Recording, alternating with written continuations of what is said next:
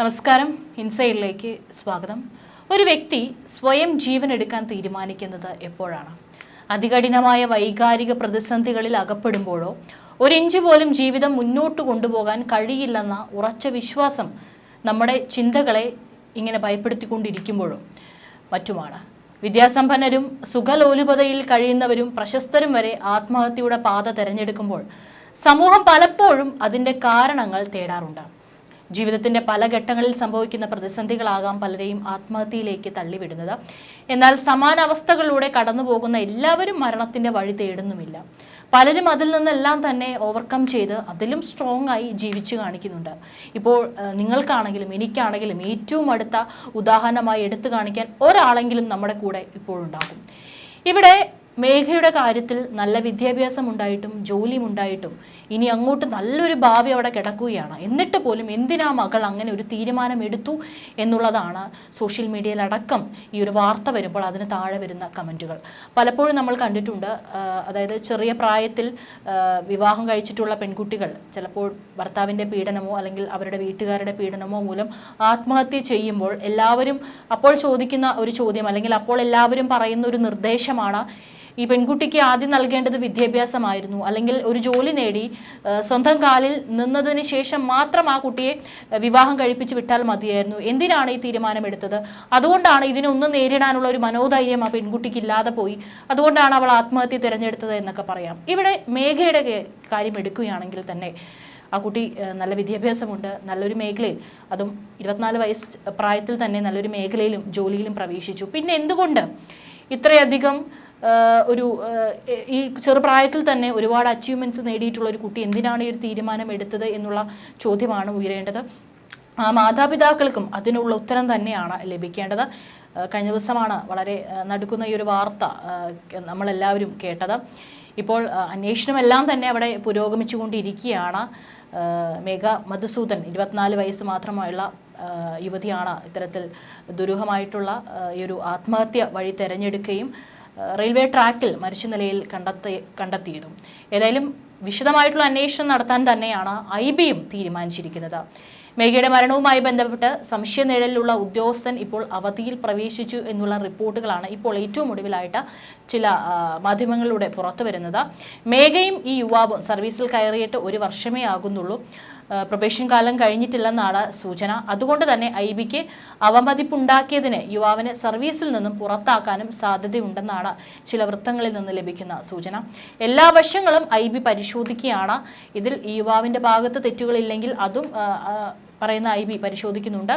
അല്ലെങ്കിൽ മേഘയെ എന്താണ് ഈ മരണത്തിലേക്ക് തള്ളിവിട്ടത് എന്നുള്ള കാര്യം കൂടെ IB വിശദമായി തന്നെ അന്വേഷിച്ചു വരികയാണ്.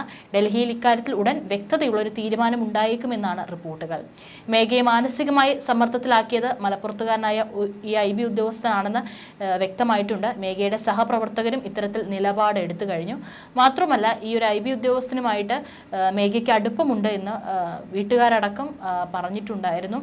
ആദ്യം ഒരു സൗഹൃദമായിരുന്നു, പിന്നീട് വീട്ടുകാർക്കൊന്നും തന്നെ യാതൊരു താല്പര്യം ഈ ബന്ധത്തിലില്ലായിരുന്നു. പിന്നെ മേഘയുടെ ഇഷ്ടത്തിന് വഴങ്ങുകയായിരുന്നു അവർ. പക്ഷേ വിവാഹം ഉറപ്പിക്കുക, അങ്ങനെ വാക്കാൽ ഉറപ്പിക്കുക, അങ്ങനെയുള്ള ഒരു ഘട്ടത്തിലേക്കൊന്നും കാര്യങ്ങൾ എത്തിയിട്ടില്ല. പക്ഷേ ഇത്തരത്തിലൊരു യുവാവുമായി മേഘയ്ക്ക് അടുപ്പമുണ്ട് എന്നുള്ള കാര്യം വീട്ടുകാർക്കും ബന്ധുക്കൾക്കടക്കം തന്നെ കൃത്യമായിട്ട് അറിയായിരുന്നു. അതുകൊണ്ട് തന്നെയാണ് ആദ്യം മേഘയുടെ വാർത്ത പുറത്തു വന്നപ്പോൾ ഈ ഒരു സംശയത്തിൻ്റെ നിഴൽ ഈ ഒരു ഉദ്യോഗസ്ഥന് മേൽ പതിഞ്ഞത്. കേരള പോലീസിലും ഇന്റലിജൻസ് ബ്യൂറോയ്ക്കും ഇതുമായി ബന്ധപ്പെട്ട് പരാതി നൽകിയിട്ടുണ്ട്. പോലീസ് ആരോപണ വിധേയനെതിരെ ആത്മഹത്യ പ്രേരണയ്ക്ക് കേസെടുക്കാൻ സാധ്യതയുണ്ടോ എന്നും പരിശോധിക്കുന്നുണ്ട്. കാരണം ഇതിൽ ഏറ്റവും പ്രധാനപ്പെട്ട ഒരു തെളിവായിരുന്നു മേഘയുടെ മൊബൈൽ ഫോൺ എന്ന് പറയുന്നത്. കാരണം അന്ന് ലോക്കോ പൈലറ്റ് അടക്കം നൽകിയിട്ടുള്ള മൊഴിയിൽ പറഞ്ഞിരുന്നത് മേഘ ആരോടോ ഈ ഒരു റെയിൽവേ ട്രാക്കിലേക്ക് കിടക്കുന്നതിന് മുൻപ് ആരോടോ ഫോണിലൂടെ സംസാരിച്ചു കൊണ്ട് വരികയായിരുന്നു എന്നുള്ളതാണ്. അതുകൊണ്ട് തന്നെ അവസാനമായിട്ട് ആ ഒരു അത്രയും വേദന കൊണ്ട് ആ ഒരു തീരുമാനം എടുക്കണമെങ്കിൽ അവസാനമായിട്ട് ആ സംസാരിച്ചിരിക്കുന്നത് ആരോടാണ് എന്നുള്ള കാര്യത്തിൽ തീർച്ചയായിട്ടും വ്യക്തത വരേണ്ടതുണ്ട്. അതുകൊണ്ട് തന്നെയാണ് പോലീസിനെ ഉടനടി ഈ ഉദ്യോഗസ്ഥനെതിരെ കേസെടുക്കാൻ സാധിക്കാത്തത്. കാരണം അതിനെയൊക്കെ തെളിയിക്കുന്ന തെളിവുകൾ ആദ്യം പോലീസിൻ്റെ കയ്യിലുണ്ട്. വെറും ഒരു സംശയത്തിൻ്റെ പേരിൽ ഒന്നും ചെയ്യാൻ പോലീസിനെ കൊണ്ട് സാധിക്കില്ല. പിന്നെ ഒരു IB ഉദ്യോഗസ്ഥനാണ്. അപ്പോൾ അതുകൊണ്ട് തന്നെ ഈ ഒരു ഫോണിൽ നിന്ന് ഈ ഒരു വിവരങ്ങൾ കോൾ ലിസ്റ്റ് അടക്കം സൈബർ വിദഗ്ധരുടെ സഹായത്തോടെ എടുക്കേണ്ടതുണ്ട്. കാരണം ഫോൺ ചിന്നിച്ചിതറിയിട്ടുണ്ട്, 3 കഷ്ണങ്ങളായിട്ടാണ് ഫോൺ കിടക്കുന്നുണ്ടായിരുന്നത് എന്നാണ് അവിടെ നിന്ന് തെളിവുകൾ ശേഖരിച്ച അന്വേഷണ ഉദ്യോഗസ്ഥർ അടക്കം മൊഴി നൽകിയിട്ടുള്ളത്. അതുകൊണ്ട് തന്നെ ഈ ഫോൺ ഡീറ്റെയിൽസ് ഒക്കെ കാര്യങ്ങൾ കൃത്യമായി തന്നെ പരിശോധിക്കേണ്ടതുണ്ട്. മറ്റ് ഫോണിലുള്ള വാട്സപ്പ് ചാറ്റുകളും കാര്യങ്ങളെല്ലാം തന്നെ പരിശോധിക്കണം. ആ ഒരു ഫോണിൽ മേഘയെ ഇത്തരത്തിലുള്ള ഒരു ആത്മഹത്യയിലേക്ക് തിരഞ്ഞെടുക്കാൻ അല്ലെങ്കിൽ ആത്മഹത്യയിലേക്ക് പ്രേരിപ്പിക്കുന്ന തരത്തിൽ എന്തെങ്കിലും ആ ലാസ്റ്റ് മണിക്കൂറിൽ സംഭവിച്ചിട്ടുണ്ടോ എന്നുള്ള കാര്യത്തിൽ വ്യക്തത വന്നാൽ മാത്രമാണ് പോലീസിനും എന്തെങ്കിലും ഒരു ആക്ഷൻ ഈ പറയുന്ന സംശയത്തിന്റെ നിഴലിലുള്ള ഈ ഒരു IB ഉദ്യോഗസ്ഥനെതിരെ എടുക്കാനായിട്ട് സാധിക്കുകയുള്ളൂ. തിങ്കളാഴ്ച രാവിലെയാണ് തിരുവനന്തപുരം പേട്ട റെയിൽവേ മേൽപ്പാലത്തിന് സമീപം ട്രാക്കിൽ ട്രെയിൻ തട്ടി മരിച്ച നിലയിൽ മേഘയെ കണ്ടത്. വിമാനത്താവളത്തിലെ നൈറ്റ് ഡ്യൂട്ടി കഴിഞ്ഞ് ഇറങ്ങുമ്പോഴാണ് അവിടെ മരിച്ച നിലയിൽ കണ്ടത്. തിങ്കളാഴ്ച രാവിലെ നൈറ്റ് ഡ്യൂട്ടി കഴിഞ്ഞ് ഇറങ്ങിയ ശേഷം രാവിലെ 6 മണിക്ക് മേഘ തന്നെ വിളിച്ചിരുന്നുവെന്ന് അച്ഛൻ മധുസൂദനനും മാധ്യമങ്ങളോടടക്കം ഇന്നലെ പ്രതികരിക്കുമ്പോൾ പറഞ്ഞിരുന്നു. ഭക്ഷണ പാഴ്സൽ വാങ്ങിയ ശേഷം റൂമിലേക്ക് പോവുകയാണെന്ന് പറഞ്ഞിരുന്നു. പിന്നീട് ട്രെയിൻ തട്ടി അപകടത്തിൽ മരിച്ചു എന്ന വിവരമാണ് കേട്ടത്. ജോലി സംബന്ധമായ ഒരു പ്രശ്നവും ഇല്ലായിരുന്നു. താമസിക്കുന്ന സ്ഥലത്ത് റെയിൽവേ ട്രാക്കുമില്ല. അതുകൊണ്ട് തന്നെ പേട്ടയിലെ റെയിൽവേ ട്രാക്കിലേക്ക് എത്താനിടയായ സാഹചര്യവും പരിശോധിക്കേണ്ടിയിരിക്കുന്നു. ട്രാക്കിലൂടെ മൊബൈൽ ഫോൺ സംസാരിച്ചുകൊണ്ട് പോവുകയായിരുന്നുവെന്നാണ് അറിഞ്ഞത്. ആരാണ് മൊബൈൽ ഫോണിൽ വിളിച്ചത്, ആരുമായാണ് സംസാരിച്ചത് എന്നീ കാര്യങ്ങളും അന്വേഷിക്കണമെന്നും അച്ഛൻ മധുസൂദനൻ പറഞ്ഞിട്ടുണ്ട്. സംഭവത്തിൽ പ്രത്യേക അന്വേഷണം നടത്തുമെന്നും IB അറിയിച്ചതായി മേഘയുടെ ബന്ധുക്കളടക്കം പരാതി നൽകിയിട്ടുണ്ട്. മേഘയുടെ ഫോൺ രേഖകളിൽ നിന്ന് വിളിച്ചത് ആരെന്ന് IB തിരിച്ചറിഞ്ഞിട്ടുണ്ടോ എന്ന റിപ്പോർട്ടുകളും വരുന്നുണ്ട്. മേഘയുടെ ഫോൺ ചിഹ്ന ഭിന്നമായിട്ടുണ്ടായിരുന്നു. അതുകൊണ്ട് തന്നെ അതിൽ നിന്ന് വിവരങ്ങൾ കിട്ടുക അസാധ്യമാണ്. മേഘ ഫോറൻസിക് സയൻസ് പഠന പരിശീലനത്തിന്റെ ഭാഗമായി പഞ്ചാബിൽ പോയപ്പോഴാണ് ഈ പറയുന്ന ഇപ്പോൾ സംശയത്തിന്റെ നിഴലിൽ മാത്രം നിൽക്കുന്ന ഈ ഒരു ഉദ്യോഗസ്ഥനായിട്ട് അടുപ്പത്തിലായത്.